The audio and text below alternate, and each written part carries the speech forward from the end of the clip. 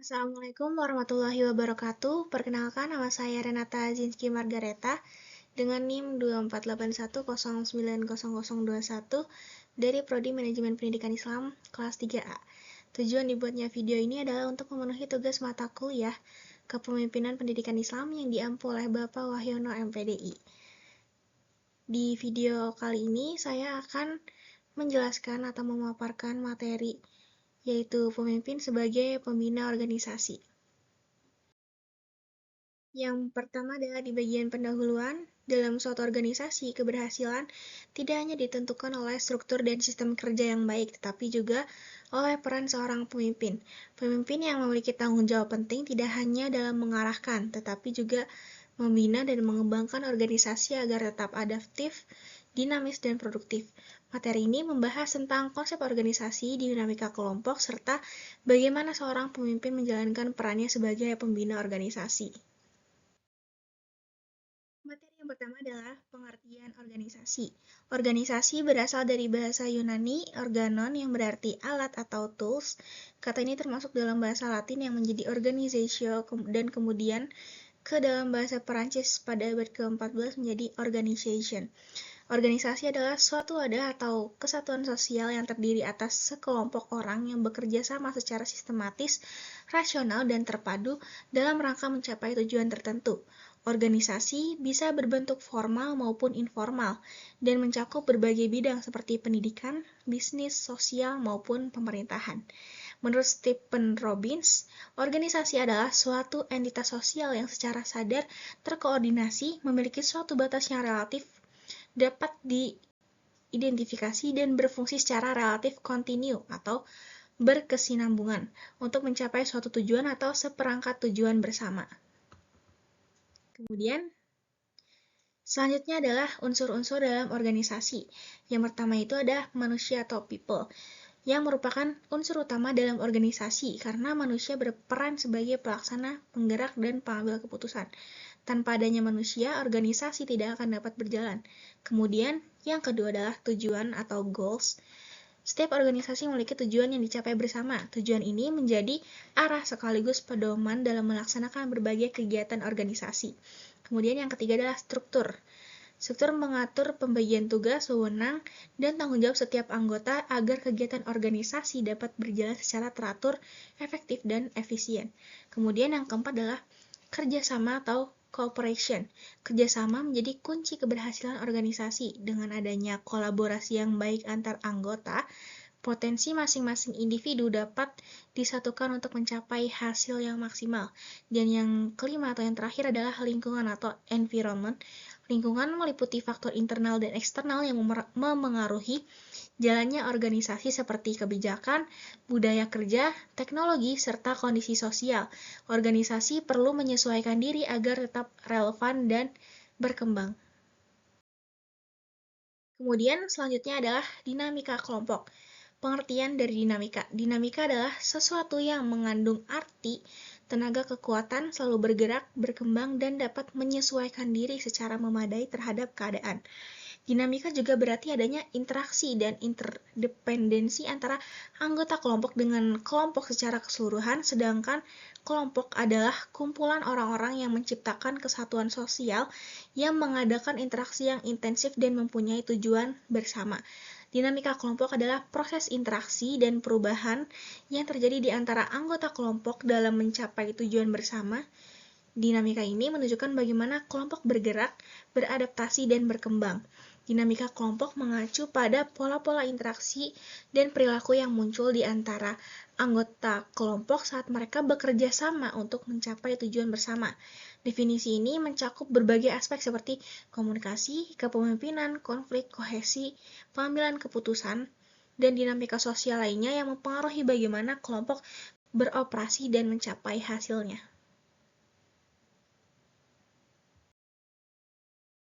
Kemudian selanjutnya adalah manfaat dinamika kelompok. Yang pertama itu kreativitas dan inovasi, di mana dinamika kelompok dapat mendorong kreativitas dan inovasi melalui kolaborasi dan pertukaran ide. Kemudian yang kedua adalah kepuasan kerja, suatu kelompok yang berfungsi untuk berfungsi baik untuk meningkatkan kepuasan kerja anggotanya karena adanya dukungan sosial dan saling menghargai. Kemudian yang ketiga adalah pemecahan masalah. Dalam suatu kelompok, anggota dapat bermusyawarah untuk mencari solusi dalam permasalahan yang kompleks dan beragam. Kemudian yang keempat adalah pengembangan keterampilan. Interaksi di dalam suatu kelompok dapat memberikan kesempatan bagi setiap anggotanya untuk mengembangkan keterampilan sosial, komunikasi, dan kepemimpinan. Dan yang kelima adalah efisiensi kerja, di mana dinamika kelompok yang baik ialah yang dapat meningkatkan efisiensi kerja dengan mendukung kolaborasi dan pembagian tugas yang efektif. Selanjutnya adalah faktor-faktor yang mempengaruhi dinamika kelompok. Yang pertama itu adalah struktur kelompok. Struktur kelompok ini terbagi menjadi dua, yaitu ukuran kelompok dan komposisi anggota. Ukuran kelompok yang besar atau kecil dapat mempengaruhi komunikasi dan koordinasi. Kemudian, komposisi anggota yaitu keahlian, pengalaman, dan keunikan setiap anggota kelompok. Kemudian yang kedua adalah proses interaksi. Proses interaksi terbagi menjadi dua, yaitu komunikasi dan kepemimpinan. Komunikasi adalah cara anggota berkomunikasi dan mempengaruhi pemahaman dan koordinasi. Sedangkan kepemimpinan adalah gaya kepemimpinan yang diterapkan dan bagaimana hal itu memengaruhi motivasi dan arah kelompok. Yang ketiga adalah norma kelompok dan nilai bersama. Norma kelompok yaitu aturan tidak tertulis yang mengatur perilaku anggota kelompok, sedangkan nilai bersama yaitu prinsip-prinsip atau tujuan yang dimiliki bersama oleh anggota kelompok. Nah, selanjutnya adalah kelebihan dan kekurangan dinamika kelompok dalam organisasi. Yang pertama itu kelebihannya, pemecahan masalah bersama. Suatu kelompok dapat memberikan perspektif yang beragam untuk memecahkan masalah yang kompleks. Kemudian yang kedua adalah dukungan emosional, yaitu dinamika kelompok dapat memberikan dukungan emosional kepada anggotanya dalam menghadapi tekanan dan tantangan. Dan yang ketiga, peningkatan kreativitas, di mana interaksi antara anggota dapat mendorong ide-ide kreatif dan inovasi yang baru. Kemudian kekurangannya adalah yang pertama, konflik interpersonal, di mana dinamika kelompok dapat menciptakan konflik antar individu jika tidak dikelola dengan baik. Kemudian yang kedua adalah dominasi kelompok. Beberapa anggota kelompok mungkin mendominasi kelompok dan menghambat keikutsertaan anggota yang lain. Kemudian yang terakhir adalah grouping, adanya kecenderungan kelompok untuk menghindari konflik dan mencapai kesepakatan tanpa kritis dapat mengarah pada grouping, yaitu cara berpikir kelompok yang membuat orang-orang di dalamnya cenderung ikut berpendapat mayoritas tanpa berani mengemukakan pendapat berbeda, bahkan kalau sebenarnya mereka tahu ada yang salah. Yang selanjutnya adalah pembinaan organisasi. Pembinaan organisasi adalah upaya sistematis untuk mengembangkan, memperkuat, dan menyesuaikan organisasi agar mampu mencapai tujuannya secara efektif dan efisien. Pemimpin adalah figur sentral yang menggerakkan, mengarahkan, dan menginspirasi anggota organisasi. Keberhasilan organisasi banyak ditentukan oleh kualitas kepemimpinannya. Seorang pemimpin tidak hanya mengatur, tapi juga membina, artinya ia harus mampu menumbuhkan kemampuan dan karakter anggotanya agar organisasi berkembang berkelanjutan. Nah, tujuannya apa sih itu pembinaan organisasi ini? Yang pertama adalah meningkatkan kinerja dan produktivitas organisasi, di mana pembinaan ini dilakukan untuk memastikan seluruh anggota mampu bekerja secara efektif dan efisien. Melalui pelatihan, pengarahan, dan evaluasi berkala, organisasi dapat meningkatkan kemampuan kerja individu maupun tim sehingga target dan tujuan dapat tercapai secara optimal. Kemudian yang kedua, menumbuhkan loyalitas dan profesionalitas anggota. Pembinaan juga bertujuan untuk menanamkan rasa tanggung jawab, disiplin, dan komitmen terhadap organisasi. Dengan adanya pembinaan yang berkelanjutan, anggota akan memiliki rasa memiliki atau sense of belonging dan sikap profesional dalam melaksanakan tugas serta menjaga nama baik organisasi.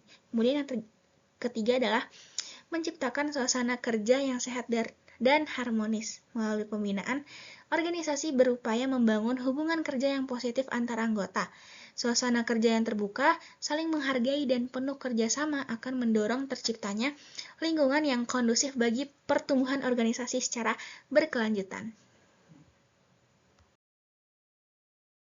Selanjutnya adalah tentang tugas pemimpin sebagai pembina. Nah, apa aja sih tugasnya? Yang pertama adalah memberi teladan atau sebagai role model. Seorang pemimpin harus menjadi contoh yang baik bagi seluruh anggota organisasi.